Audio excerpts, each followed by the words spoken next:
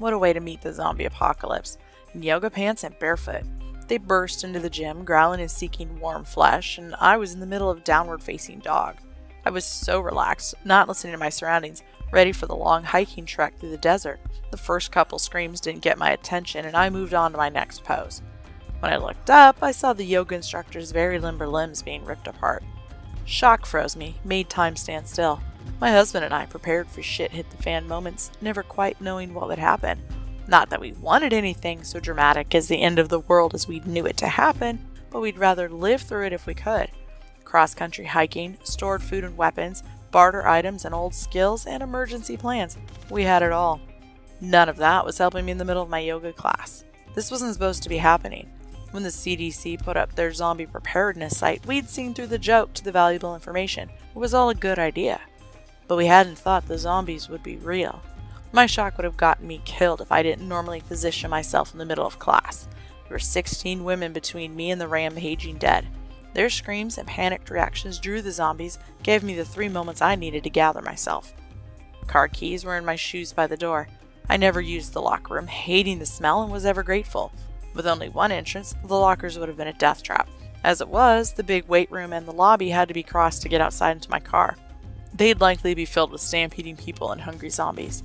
Darting between milling women, I gathered up keys and shoes, hesitating only briefly to debate putting my shoes on. Those 30 seconds could make a big difference. I might be delayed and caught by zombies, but my feet would hurt less running across the parking lot. I compromised by bolting from the yoga room into the weight room.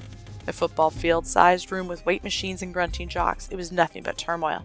The zombies had attacked a group by the treadmills, stopping to eat. Some of the big bodybuilders were trying to fight and seemed to be using the free weights to their advantage. All I needed to know was that the lobby hadn't been overtaken. I had a mostly clear line to the parking lot, only a few panicky gym-goers struggling toward the door. Not enough people to be a mob yet. If I could just get them between me and the zombies, I should be able to get to the car and my emergency kit. The emergency kit was my big machete. Leaning against the wall, I slipped into my deck shoes. Thin little slip-ons, they wouldn't give a lot of traction, but they'd protect me better than nothing.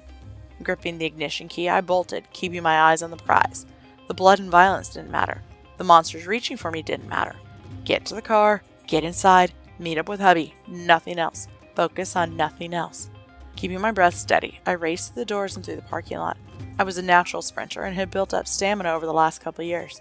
Maintaining this race wouldn't be hard, but the car was only 50 yards from the front door. In the blink of an eye, I was at my Impala. None of the zombies were out here yet. It was almost too easy to start up and drive through the few people who'd escaped.